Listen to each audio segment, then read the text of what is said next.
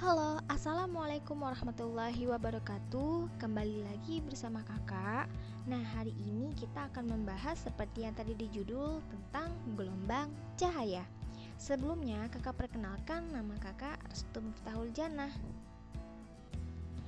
Nah, adik-adik tahu nggak apa sih yang disebut dengan cahaya itu? Ya, cahaya merupakan gelombang transversal yang termasuk gelombang elektromagnetik. Cahaya dapat merambat dalam ruang hampa dengan kecepatan 3 kali 10 pangkat 8 meter per second. Selain itu, cahaya juga mempunyai sifat-sifatnya loh.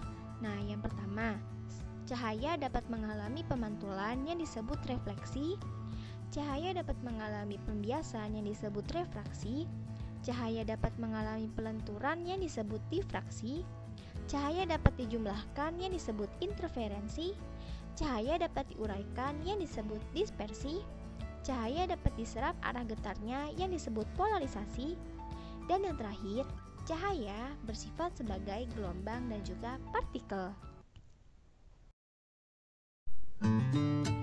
Refleksi cahaya. Nah, adik-adik tahu nggak refleksi cahaya itu apa? Ayo, sifat yang tadi kita sebutkan. Yang pertama, nah, refleksi atau pemantulan adalah perubahan arah rambat cahaya ke arah sisi medium asalnya. Nah, refleksi atau pemantulan dapat dibagi menjadi dua, yaitu pemantulan teratur dan pemantulan baur. Terjadi pemantulan secara teratur karena permukaan benda rata dan sangat halus sehingga sinar datang mempunyai sudut datang dan sudut mantul yang sama. Sementara pemantulan baur itu karena terjadi permukaan yang tidak rata yang menyebabkan sinar datang mempunyai bentuk sudut datang dan sudut baur tidak rata. Nah, anak-anak tahu ternyata pemantulan cahaya mempunyai hukumnya, yaitu hukum Snellius yang berbunyi sinar datang, garis normal dan sinar pantul terletak pada suatu bidang datar dan sudut datang cahaya sama dengan sudut pantul cahaya.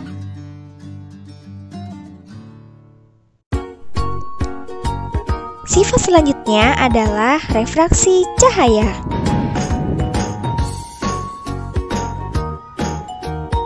Refraksi atau pembiasan dalam optika geometris didefinisikan sebagai perubahan arah rambat partikel cahaya akibat terjadinya percepatan.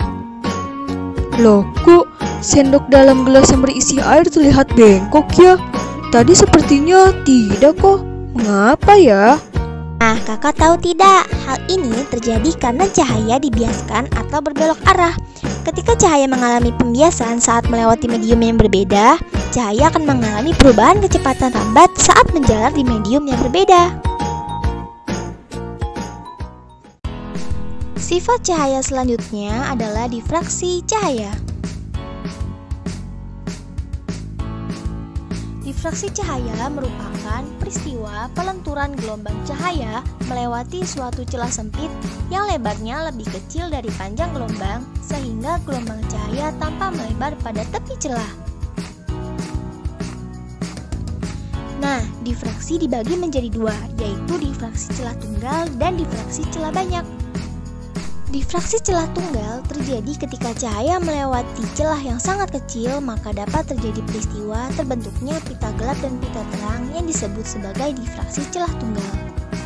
Nah, sementara pada difraksi celah banyak atau difraksi pada kisi terjadi ketika sebuah cahaya monokromatis dilewatkan pada lempeng kisi atau celah banyak, maka akan terbentuk pola difraksi berupa pola gelap dan pola terang pada layar.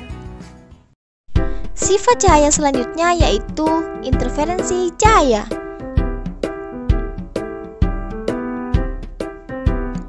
Interferensi cahaya merupakan interaksi 2 atau 3 lebih gelombang cahaya yang menghasilkan suatu radiasi yang menyimpang dari jumlah masing-masing komponen radiasi gelombangnya.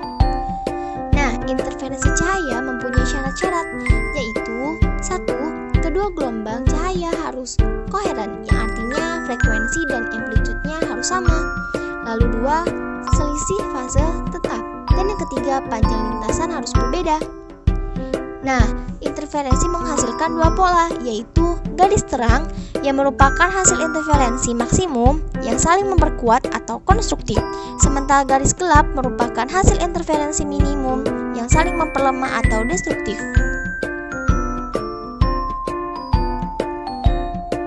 Dan ini adalah syarat dari kedua pola dan beserta rumusnya kawan-kawan. Lalu, sifat cahaya selanjutnya adalah dispersi cahaya. Sekarang aku akan jelaskan bagaimana pelangi bisa terbentuk. Tetesan hujan, bagaikan cermin di dalam gelas yang berisi air, sinar matahari yang memantul ke arahnya akan berubah menjadi warna-warna yang berbeda.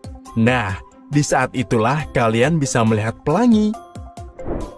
Ingat, pelangi hanya bisa dilihat ketika hujan dan matahari ada di waktu bersamaan. Ketika cahaya matahari menembus air, cahaya itu dibelokkan sehingga menghasilkan pantulan warna yang berbeda. Tahukah kalian, sebenarnya pelangi itu berbentuk lingkaran. Tetapi karena kita melihatnya dari bawah, jadi kita hanya melihatnya dalam bentuk setengah lingkaran saja. Nah, kalian sudah tahu bagaimana pelangi bisa terbentuk, bukan? Jadi sekarang, kapanpun ketika hujan, mungkin juga ada matahari, siapa tahu kalian bisa melihat pelangi. Terima kasih, sampai jumpa di lain waktu. Bye-bye. Nah, apakah anak-anak dapat menyimpulkan dari peristiwa tadi bahwa dispersi adalah peristiwa penguraian cahaya polikromatik atau cahaya putih menjadi cahaya-cahaya monokromatik yang biasa kita sebut Meiji-ku Hibiniu. Lalu pada prisma lewat pembiasan atau pembelokan.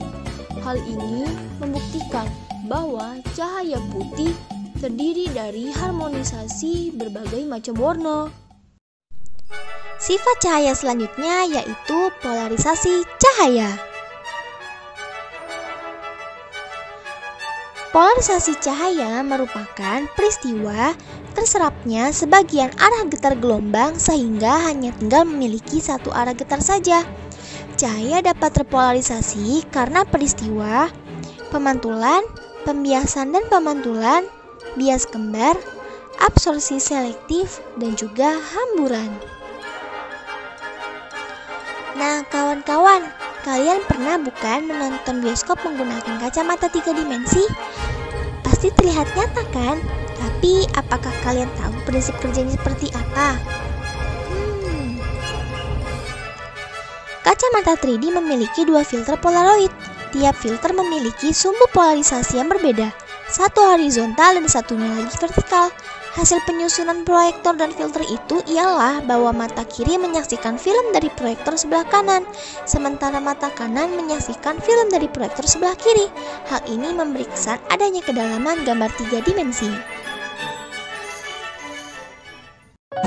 Nah, adik-adik, itu penjelasan tentang gelombang cahaya beserta sifat-sifatnya. Semoga adik-adik semua paham ya. Sampai di sini, wassalamualaikum warahmatullahi wabarakatuh. Terima kasih semuanya.